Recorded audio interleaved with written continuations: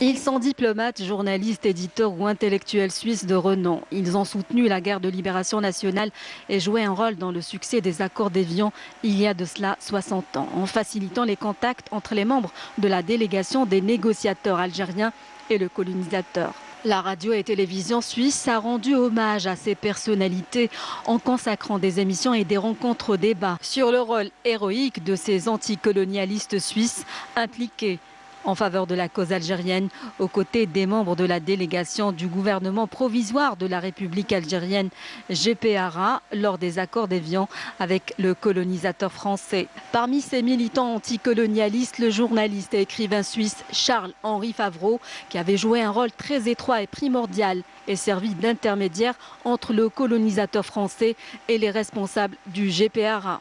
Olivier Long, le diplomate chevronné, qui avait été chargé dans la plus grande discrétion de mener des entretiens secrets préparatoires aux négociations d'Évian qui ont abouti à l'indépendance de l'Algérie. Niels Anderson, le journaliste engagé qui avait édité le livre d'Henri Alleg sur la question de la torture, un livre interdit en France pour avoir évoqué la pratique de la torture par l'occupant français. Autant dire que la Suisse a joué un rôle important dans les coulisses des pourparlers des accords d'Évian et de facilitateur des négociations en organisant des rencontres, mais aussi en hébergeant la délégation algérienne en toute discrétion à Évian, station thermale frontalière de la Suisse.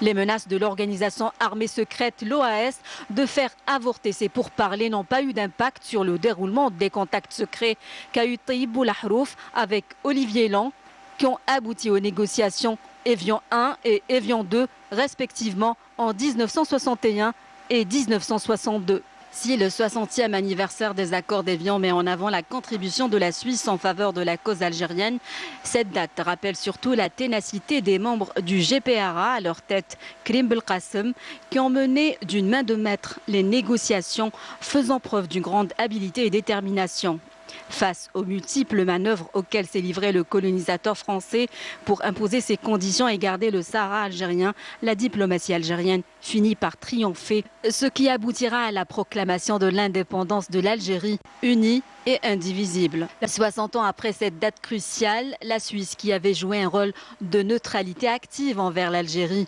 commémore cet événement historique en organisant plusieurs activités, dont des colloques et une exposition photo au jardin Le Bastion à Genève.